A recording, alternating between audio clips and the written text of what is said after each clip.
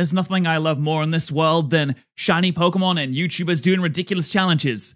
Apart from maybe my cat, but he's clearly not interested in what's happening on screen right now. So, Leo, he never hangs out with me when I want to record videos. But it's okay. Today, we don't need him because we have Pokemon FireRed and Leaf Green, but I can only use shinies. I asked permission to react to this, and they said I could. Thank you so much. Apparently, according to the description, it only took several months, which is, I would assume, pretty good. I'm not crazy enough to do a full-on shiny challenge, but I have been shiny hunting for many years. 2017, I really started, but I was doing it before that too. So as a professional shiny hunter, let's take a look at this shiny challenge. In Generation 3, the odds of encountering a shiny Pokemon are 1 in 8,192. In the new generations of Pokemon, you have access to something called a shiny charm, which increases the odds of you actually being able to encounter a shiny Pokemon. But you guys are Generation 3 fanatics and love to watch me hunt for shinies in a game that do not offer anything to boost my odds. How to boost any odds of wait, I'm trying to, yeah, you can't do that. Sorry, buddy. Also, in the later generations, the base odds are doubled. So you have the base odds being doubled to 4,096, and then you add the shiny charm on top of that. So you have it like down to 1,100 and something. I don't know the exact mathematics. So it becomes a lot easier. In these games, you get pain and suffering, and you're going to like it, and you're going to say thank you. Without the conveniences of the Medusa method or a shiny charm, all of this is going to come down to patience. Oh no, every time you reset, you have to open the menu and then go to the summary, and it's just like this really awkward chain of button presses. It's going to make it really hard too. Welcome to my third and final Pokemon FireRed / Leaf Green shiny only video. Final? But why final? Dude, people love these videos. Goodness me. Probably. The rules for this one are pretty yeah. simple. I need to have a full team of 6 shiny Pokemon before entering the Elite Four. Every Pokemon must be shiny, obviously. That means no non-shiny HM users. I can't use any items in battle, and I must play on set mode.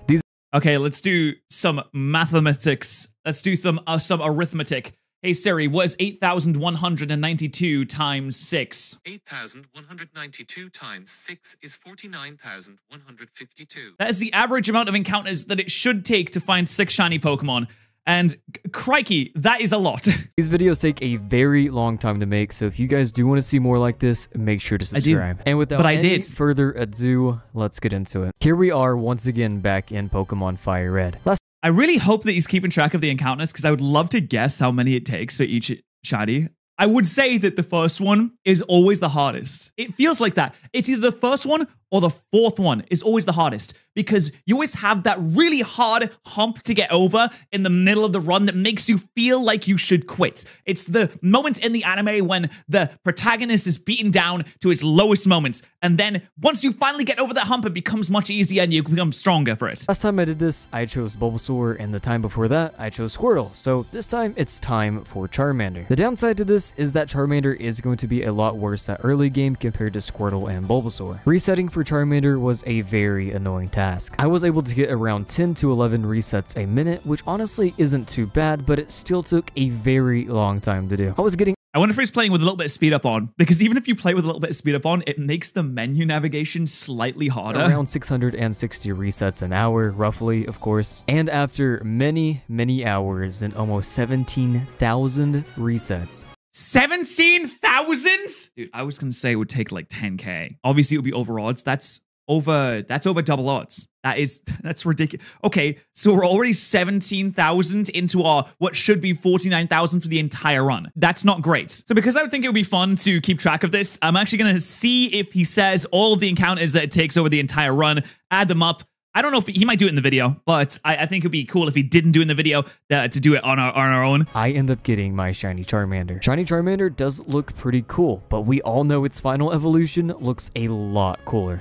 I don't think I've ever seen shiny Charizard in Generation 3 specifically. Obviously, we all know shiny Charizard's black, and we all love the black shinies because they look so sick, but I haven't seen it in this game specifically. It ends up going as good as you would expect, and I end up winning solely because my Pokemon is shiny and his is not. And it does make you stronger. It makes you so much stronger. No, shiny Pokemon have better stats than non-shiny Pokemon. I head to the Martin town, get this item for Oak, return it to Oak, get a Pokedex, and then I'm off to Vermilion Forest Town City, home of the Rock-type gym leader, Brock. And to say Vermilion Forest Town City is one of my favorite Forest Town cities and all the Forest Town cities in the Pokemon franchise. Actually, you should let me know. What's your favorite Forest Town city in the franchise? I mean, there's a lot to choose from. Of course, I wonder, When's the next encounter going to be? Is it going to be like static encounters? Are we going to be running around in the wild? Is it going to be Zubat? Maybe it should be Zubat. Say this to not go well is an understatement. I am at level 14, so I do know Metal Claw, but the Onix was just not having any of it. And the only way I was able to win was to just brute force reset on this battle until I get the best possible RNG, which eventually did happen. I ended up getting an attack boost from Metal Claw as Onix missed a Rock Tomb, and then my next Metal Claw was a critical hit, so... Oh, dude, okay, that is insane RNG. Yeah, you got incredibly lucky there. I didn't realize that Onix fight was so hard. Even though you get Metal Claw, it doesn't really help all that much when it's your only Pokemon that you can use. Charmander and Joyous was struggling back with Brock. Went really well, and after showing off our insane skill, we get the first gym badge. I could also run now. At level 16, Charmander evolved into Charmeleon, which follows the same exact color scheme as Charmander did. Honestly, Shiny Charmeleon is really cool. Charmeleon is one of the coolest looking mid-evolutions of all time, I think. Alongside, obviously, Reboot, which is the best one. Defeating a super Charmeleon's got it good. I have to pick a fossil, and I end up choosing the Helix fossil. It is all right, now reset on this. It also occurred to me that I'm not going to beat Misty with a Charmeleon, even if it was level 40, so I think it's time to find our next team member. Is he going to... Okay, it's going to be a grass type, obviously, right? It has to be a grass type. Does Tommy even have any psychic type moves that early in the game? I don't believe I tried to she beat does. Misty with only Charmeleon, and I just do not think that it's possible. So for my next team member, I end up going west of Cerulean. I was going to say go back to the forest and get a Pikachu. This is Route 4, and honestly, our options are not great here. The options for this route are Rattata, Spearow, Ekans, and Mankey. I could have different options if I go north, but I do not want to overlevel. Using this method, I'm able to encounter... Oh yeah, you do have to be careful. He can't really... Because if he overlevels, level 22 is the cap, right? And you can't get over the Nugget Bridge. There's no way you could get over the Nugget Bridge without overleveling. So he is kind of stuck here, actually. I mean, he had the option to catch something in Mount Moon beforehand, but, you know, a little too late. Mr. Hindsight here. Pokemon per hour compared to resetting for my starter. This is mainly because there's no dialogue to get through, and it doesn't ask me to name my starter every 2 seconds. Luckily for me, this did not take as long as it did to get my starter. Honestly, I think the best thing you can get from here is probably Spearow or Raticate.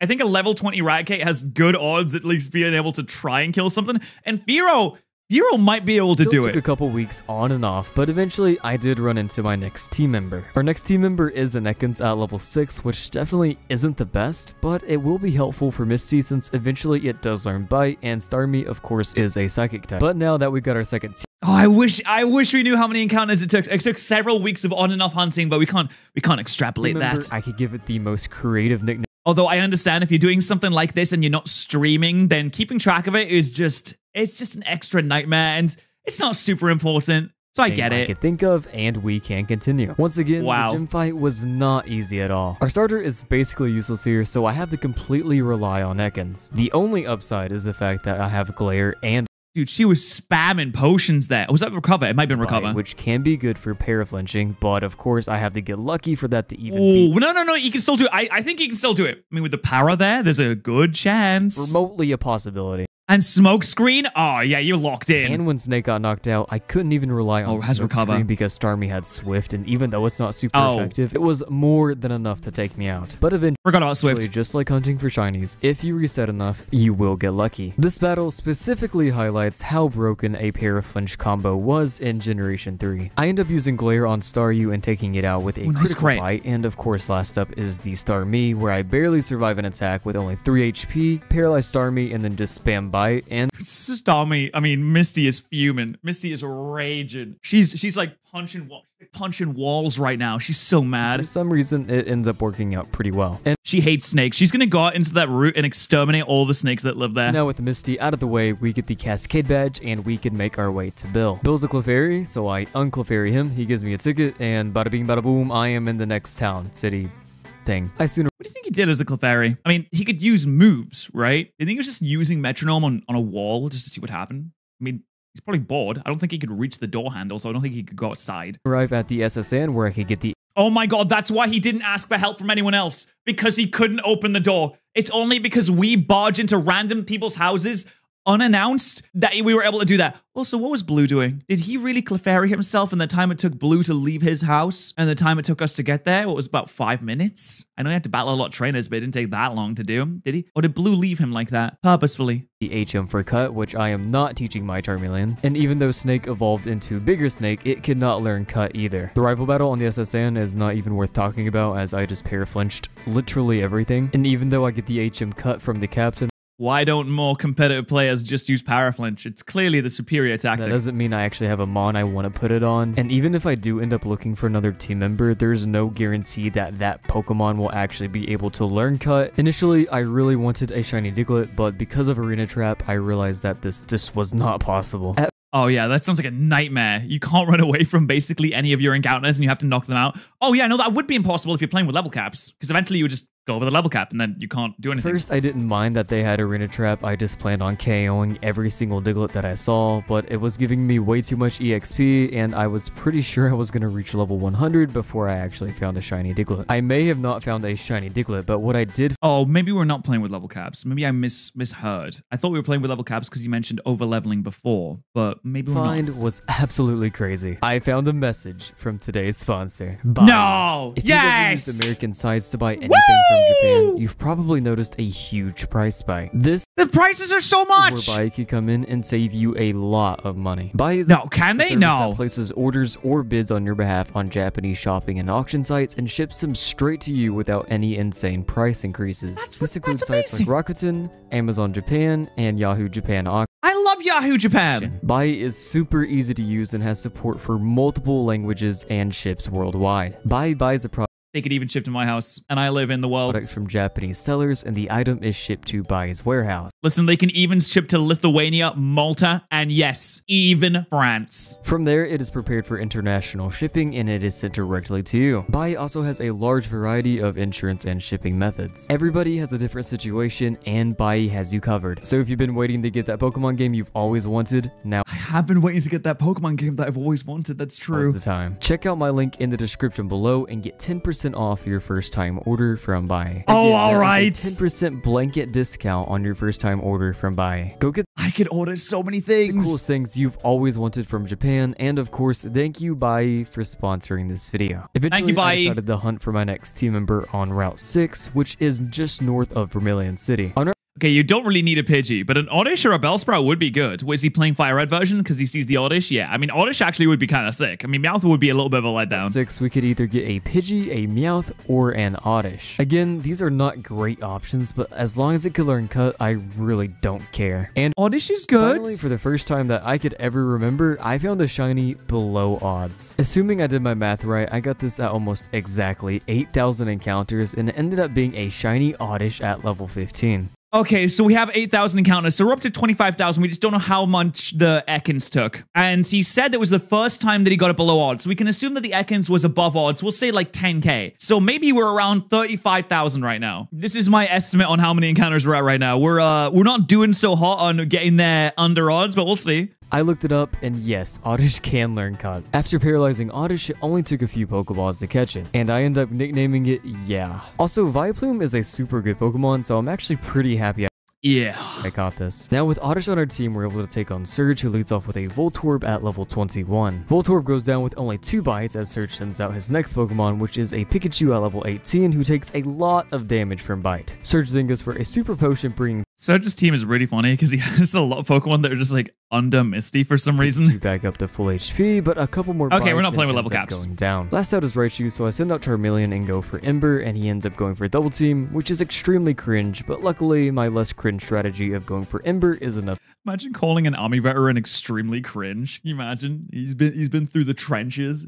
He's got like trench foot and he's got PTSD from the bombs that were exploding and the chemicals that were dropped on him. And you're like, you're a little cringe, sir. Sorry, Lieutenant. Enough to take it down. And for the first time, I finally have an easy gym battle. And now that we have the Thunder Badge, it is time to take on my favorite part of the entire game, Rock Tunnel. All jokes aside, this was extremely easy to get through, and by the way, Oddish evolved in the gloom, so that's cool. After That is a gross shot. getting out of Rock Tunnel, I head straight through Lavender I'm sorry, I shouldn't have said that. That was mean. Town all the way to Celadon City. Charmeleon now knows Flamethrower, so I decided to head straight to Erica because I'm pretty sure with that move I'm able to sweep through. Oh yeah, it's over. Team. Victory Bell It's goes done. down with only 1 Flamethrower, and so does Tangela, and last up is Vileplume at level 29, who also goes down to 1 Flamethrower, so Can't believe there's no battle animations on. We can't see the cool battle animation for Flamethrower. Also, you're so close to evolving. It's like, oh, it's like frustratingly close. Flamethrower was enough. Now that we got the rainbow badge, it's time to take on the rocket hideout in the game corner. The very first grunt I end up taking out is enough to get Charmeleon up to level 36, where he evolves into everybody's favorite shiny. Wow, nice. Dude, that is a sick shiny. They knew what they were doing with this one. They purposely made this the coolest thing that you could find. Blastoise and Venusaur shinies, not that great. This one, sick. I know everybody says this is their favorite shiny, but it's for a good reason because this thing looks absolutely amazing. That's a good question. What is your favorite shiny? Mine is... Oh. Giovanni fight went about as well as you could imagine. The only issue I had is with this Kangaskhan, but eventually I was able to take it down with Snake. Giovanni then drops the Silph Scope, and we're able to head to Pokemon Tower. The rival battle ends up going super well, mainly just because I put this off until I couldn't anymore. I beat up a... You know, real brave gamers go for shiny Abra. First Marowak, and then rescue Mr. Fuji as he says thank you very much and gives us a Pokeflute so we could actually continue on our journey, but... Actually, a shiny Gengar would be sick. Unfortunately, Gengar does suck in Generation 3 because of the physical special split, making Ghost-type physical moves for some reason. I don't know why.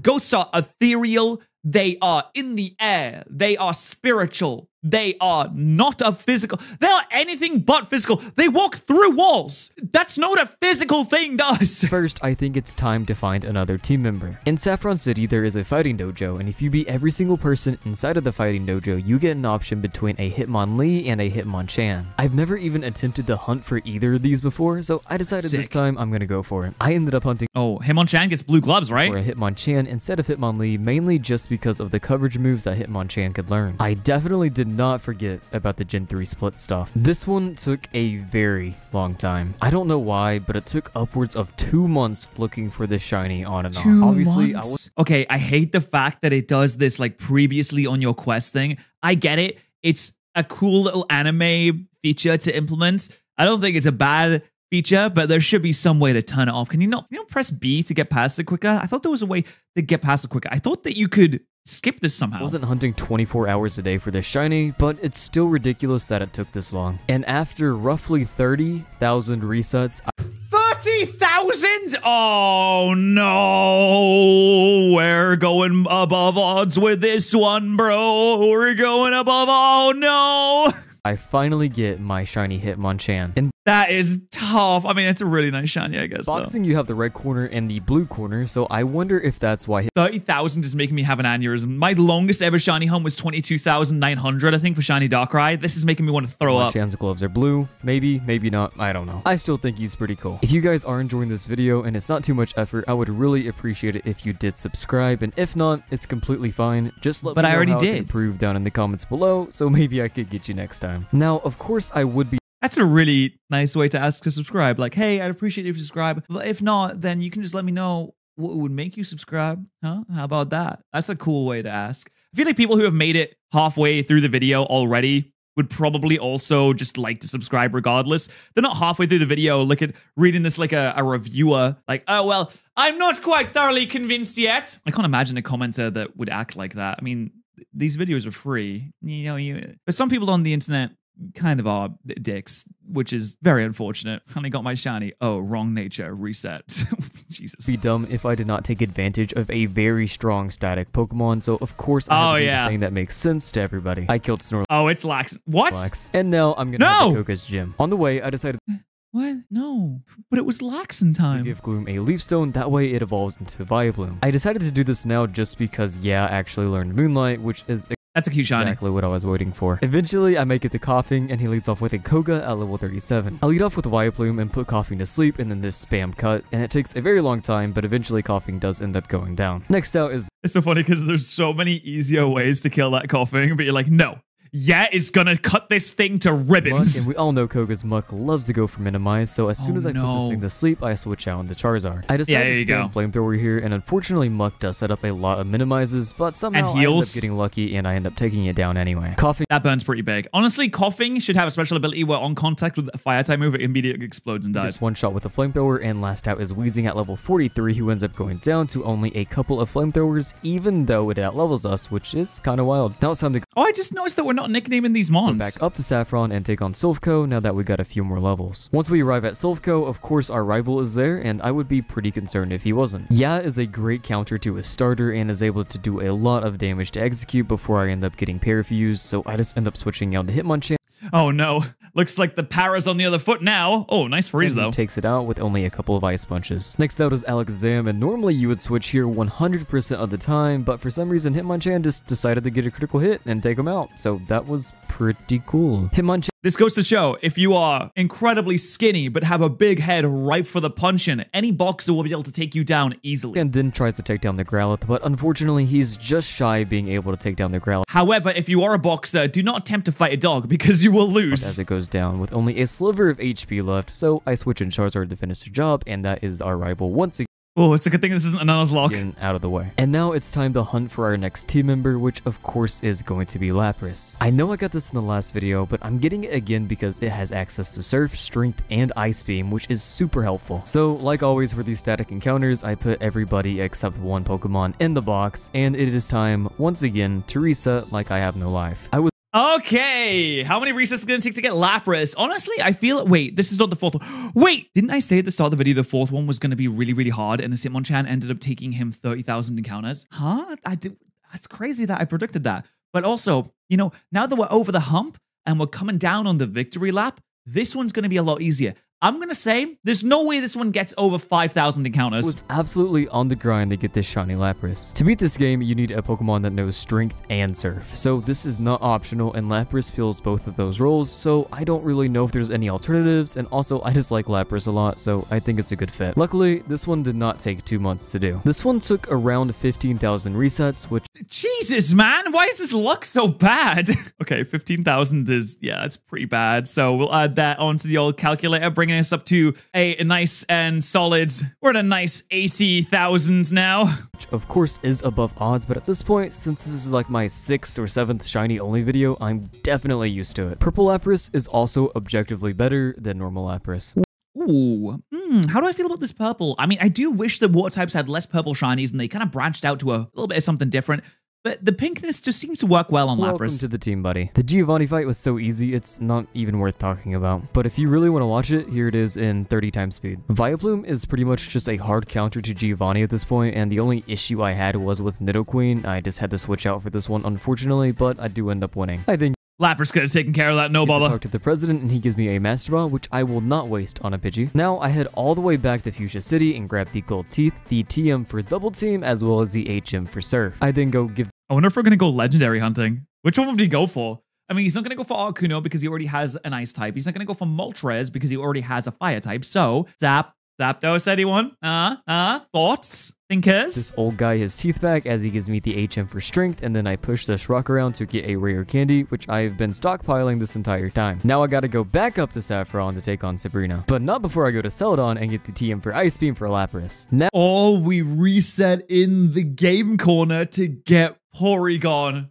Now that would be interesting. I can go back to Saffron to take on Sabrina, I think. So this battle actually ended up being really good. She leads off with a Kadabra at level 38, and I lead off with Lapras just to try to do as much damage as possible, and it actually ends up KOing the Lapras is like 10 levels below these mons, and it's just like going crazy on him. And doing some good damage to Mr. Mime. Mr. Mime then goes for a barrier and then a baton pass into Venomoth, which is just so wild to me. Okay, hey, Venomoth sweeps, they happen pretty regularly. And I happen to know of someone, a good friend of mine, that was utterly destroyed by a Venomoth, so it's not the most unlikely thing to have happened. So I just decided to switch out into Charizard here because I know Charizard could easily take this thing out and I don't have to worry about it getting healed up, and it's also like a flame to a flame. Able to take down the Mr. Mime as well, leaving her to her last Pokemon, Alex. Uh-oh, Charizard died for the first time ever in this entire playthrough. Oh, there's no way. Oh, dude, this entire team is toasted. This has got to be a loss. We got 3 Pokemon weak and a Lapras with 17 health points. Which just destroys my Charizard. I send out Snake just to try to do some damage to this thing, and I do end up getting a bite.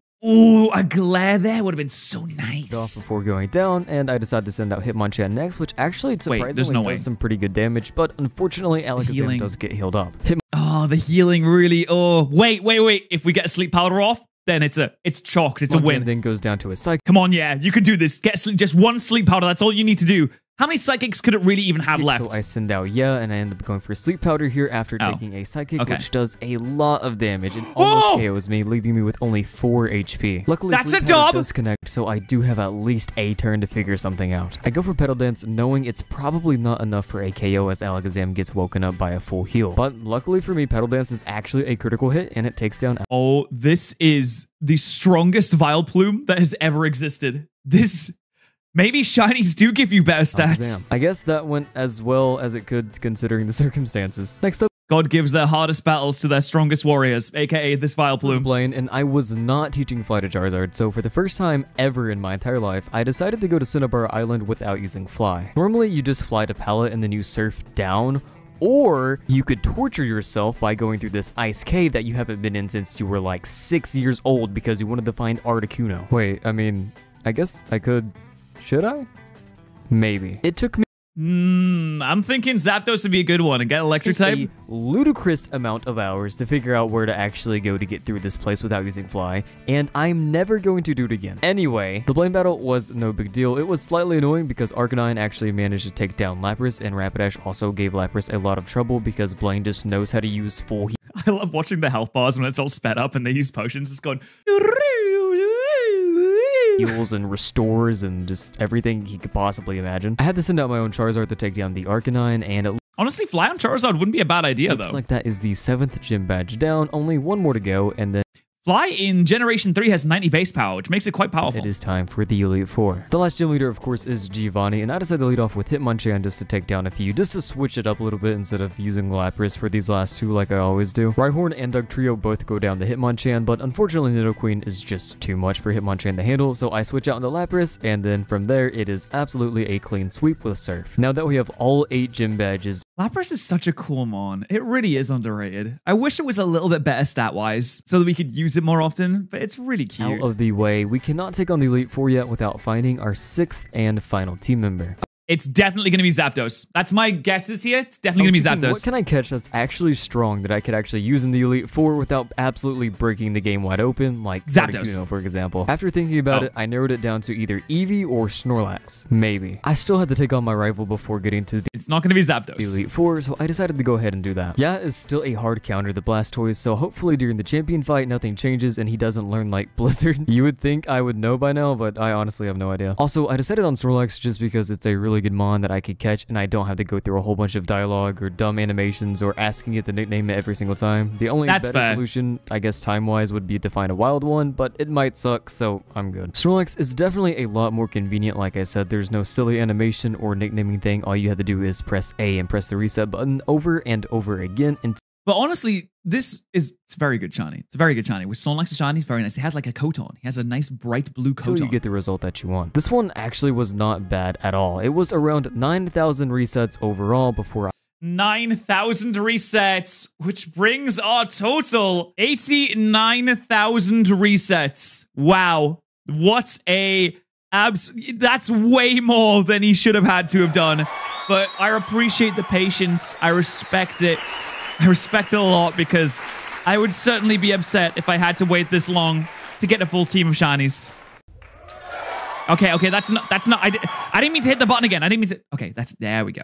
Okay, cool. Now we can win the game. I finally got my shiny Snorlax, and I didn't even have an issue catching him. Oh, look at it. That's such a cute, I kind of wish this is how Snorlax looked normally. It just feels like this is the correct way to see it. I mean, if you just look at the full thing by itself, this looks like Snorlax. Because I have a Master Ball. And with that, that is our 6th and final team member. Welcome back, Lazy. I can now finally head to the Elite Four. Victory Road, like always, is a piece of cake because you actually don't have to fight anybody for Victory Road, which is kind of, odd. Regardless, now that we're out, we're able to train up our team and take on the Elite Four for the final time, only using shinies. This is going... Damn, it feels like the end of an era, and I haven't even seen the other episodes of this series. I feel like I've skipped right to the end. It's like going to Game of Thrones Season 9 and being like, oh, well, I don't see why people like this show so much. To be the... Wait, there's only 8 seasons. Yeah, I would be surprised if anyone was liking Game of Thrones Season 9. Final team and movesets going into the Elite Four. I worked with what I had, and honestly, it could have ended up a lot worse. I tried to give Arbok like really good moves, but the only useful thing I probably put on him is Toxic.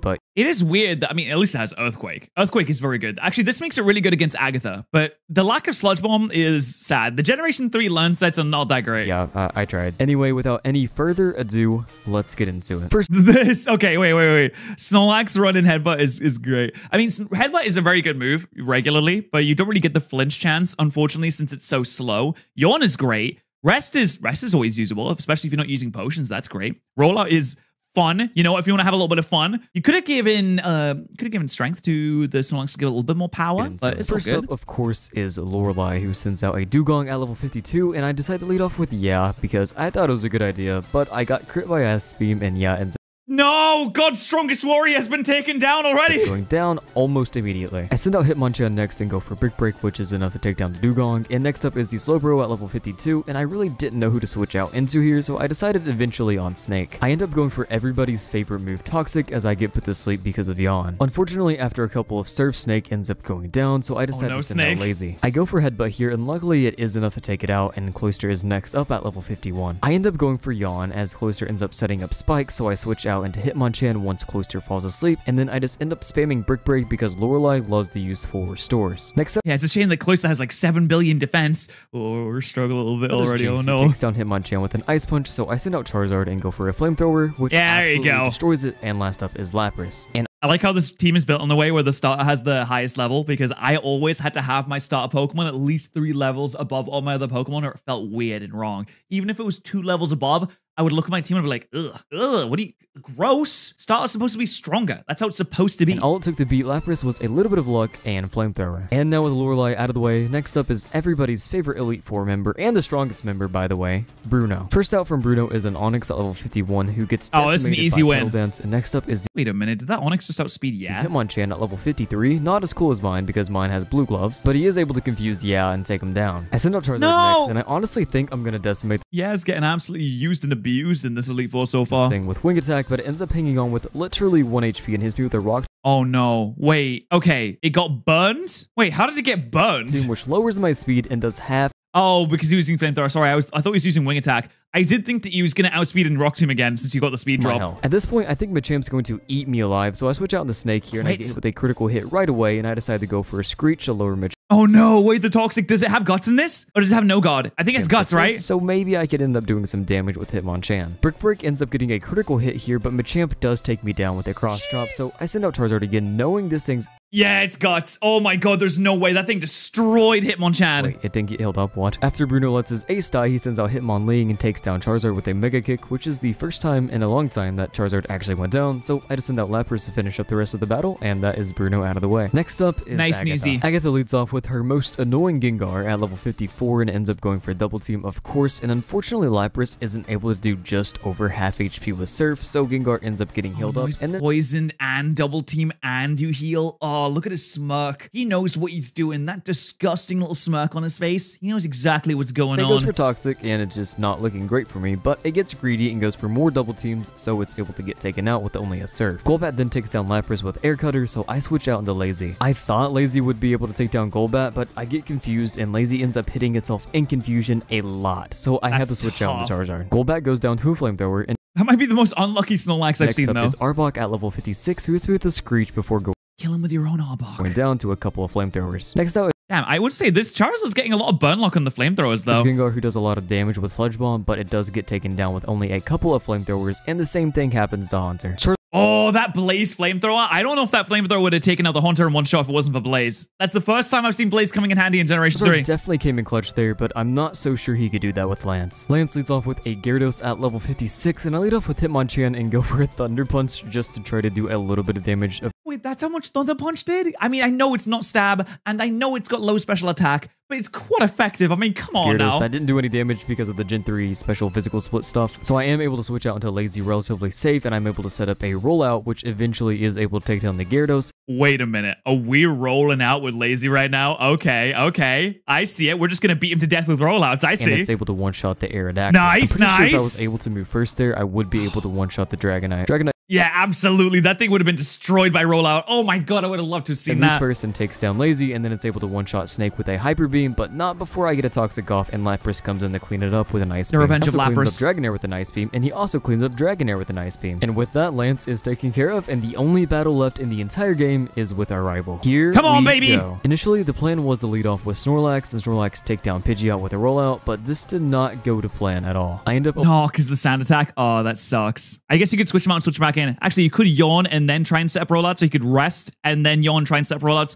Get it to sleep first so it can't sand attack you. With one rollout, and then I get hit with a sand attack, and I miss Oh, it's literally everything else except one crit, which gets completely healed off with a full restore. So I just decided to go for rest here, healing up, and my stats are Ooh, using the Chesto Berry. Very nice. absolutely a mess after that Feather Dance, so I end up switching out into Snake. Pidgeot unfortunately just destroys Snake here, so I just end up sending out a Lapras at this thing with an Ice Beam, and it is enough to take it out. For some Pidgeot is a reason, his demon. next mon is Rhydon, who just gets one shot with Surf, so that was a little bit odd. Next out is Executor, which He's throwing because he's overly confident after how much damage that Pidgeot did. is also, again, a little bit odd because it goes down with only 2 Ice Beams. And next out is Alakazam at level 57. And for my next trick, I'll use another Pokemon that's weak to yours. And Lapras finally has met her match as she eventually ends up going down to a Psychic by Alakazam. Rest in peace, the As goat. soon as the Reflect wears off, I go for Headbutt, and it's enough to take down Alakazam. But next up is Arcanine at level Rollout, go on. 59. So Yeah. I just Yes, we're building up rollouts again. Let's go. set up a rollout, which actually turned out really well. Even though Arcanine gets healed up with a full restore, Wait. another rollout brings it right back down in the red, so it's forced to go I was really hoping it would take it out, though. I love Arcanine Sprite in Generation 3, though. It's so for nice. extreme speed to take me out. I send out Charizard to finish off the Arcanine, and last up is Blastoise, and I Smoke just screen. decided to go for a Flamethrower here, knowing, unfortunately, Blastoise will take down Charizard with The goat to finish it off. one Hydro Pump. God's strongest But warrior. with that, I'm able to get a safe switch into where I'm able to put Blastoise to sleep and Oh, he's use asleep. Petal He's Dance to confused. take Yes! down Blastoise, beating the game with only shinies. If this video somehow gets me to 70,000 subscribers, I will do this It again did. in any game that you guys choose. But Oh, he did. No, he's at 71,000. I mean, you should like bump that numbers up. You should get that to 80,000. You should get that to 100,000. Get him that silver play button. This is a really fun video. I mean, I appreciate the dedication that went into this. Obviously took a very, very, very long time. And I would highly recommend you check out Sion's channel because he does many videos like this. There are a ton that you can go and watch right now. And I think that you'll really like them. But if you want to see more of my dumb face, then you can always subscribe here as well.